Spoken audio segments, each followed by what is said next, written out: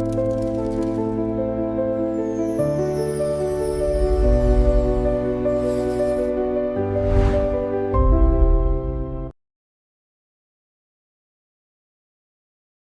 Everyone.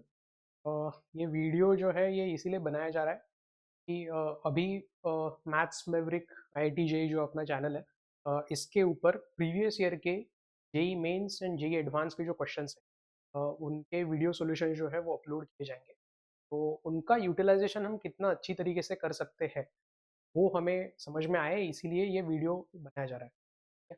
तो सबसे पहली चीज़ जो सब लोगों को याद रखनी है कि डायरेक्टली ही वीडियो सॉल्यूशन से गो थ्रू करने से ज़्यादा बेटर जो अप्रोच होती है वो होती है कि पहले सबके सब प्रीवियस ईयर के क्वेश्चंस को सॉल्व करना, और इन क्वेश्चंस को सॉल्व करने के बाद फिर अपना परफॉर्मेंस जो है वो तुम उसमें चेक कर सकते हो। और उसके बाद में जो क्वेश्चन के आंसर्स नहीं है उनसे एक और बार तुम लोग वहाँ पे उनको फिर से रिसॉल्व कर सकते हो, और सेकंड अटेम्प्ट दो उन सब क्वेश्चंस को जिनके आंसर्स तुम्हें फर्स्ट अटेम्प्ट में नहीं आए थे। और उसके बाद अगर आंसर नहीं आ रहा है तब जाके तुम लोग डायरेक्टली वीडियो सॉल्यूशंस के ऊपर आ सकते हो। ठीक है? तो इसके लिए ही इसी वीडियो के डिस्क्रिप्शन में तो को एक गूगल फॉर्म की लिंक मिल जाएगी, जिसमें मैंने इंडेफिनिट इंटीग्रेशन जो अपना चैप्टर है उसके 2009 से 2022 तक के जो क्वेश्चंस है उनको टेस्ट के फॉर्म में, क्विज के फॉर्म में वहाँ पे अपलोड करके रखा है। तो तुम उन सब क्वेश्चंस को वहाँ पे सॉल्व कर सकते हो, उनके आंसर्स टिक कर सकते हो।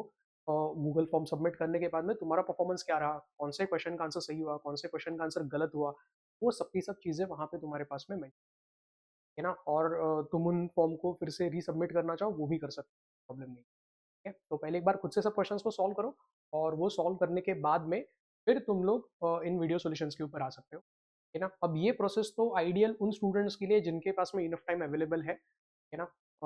बट जिनके पास टाइम नहीं है, जिनका जेई का एग्जाम बहुत जल्दी आया हुआ है, बहुत ही कम टाइम बचा हुआ है, तो वो लोग डायरेक्टली भी अगर इन सॉल्यूशन है। बट ये जो एक्टिविटी की जा रही है वीडियो सॉल्यूशन का, मैक्सिमम आउटपुट आप तभी निकाल सकते हो जब आप पहले खुद से क्वेश्चन को सॉल्व कर रहे हो। अगर बैठ के पूरे पीवाईक्यूज को टेस्ट के फॉर्म में सॉल्व करना पॉसिबल नहीं हुआ, तो आप लोग एक चीज़ और कर सकते हो कि हर क्वेश्चन है, क्वेश्चन के मतलब हर वीडियो में एक एक क्वेश्चन का ही वीडियो बनाया हुआ है। तो हर वीडियो के स्टार्टिंग में बस क्वेश्चन दिखेगा आपको बोर्ड पर, तो आप वीडियो को पॉज करके वहाँ पे क्वेश्चन को सॉल्व कर सकते हो। उसके बाद नहीं आंसर आया तो वहाँ पे उसका जो भी वीडियो सोल्यूशन रहेगा गो थ्रू कर सकते हैं।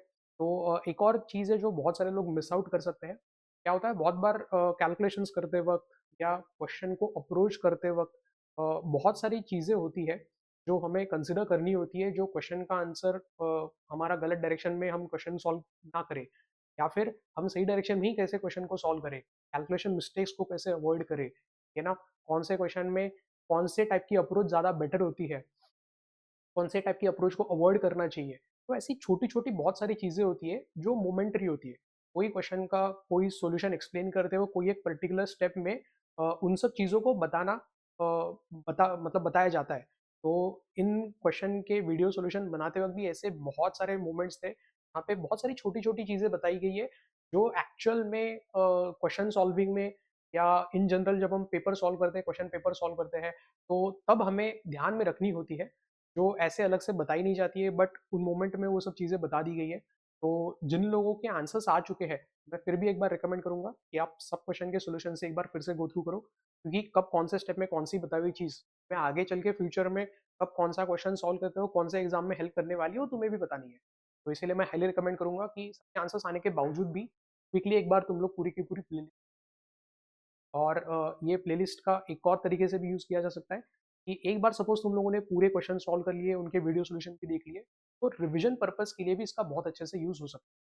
क्योंकि अल्टीमेटली एक चैप्टर कंप्लीट होने के बाद उसके प्रीवियस ईयर के क्वेश्चन को सॉल्व करने के बाद भी चीज़ें वहाँ पे खत्म नहीं होती है। जेई के एग्जाम में क्वांटिटी ऑफ सिलेबस बहुत ज़्यादा है, और उसको लंबे समय तक हमें सबको याद रखना होता है। तो कंसिस्टेंट बेसिस के ऊपर जो हर चैप्टर है उसका रिविजन करना ज़रूरी है। तो रिवीजन का वन ऑफ द पार्ट जो है वो ये होता है प्रीवियस ईयर के जेई के क्वेश्चन।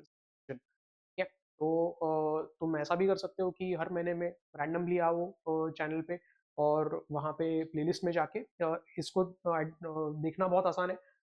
मैथ्स मैवरिक का जो आईटी जेई चैनल है उसमें अलग से मैंने प्लेलिस्ट बना के रखी है, chapter wise previous year questions.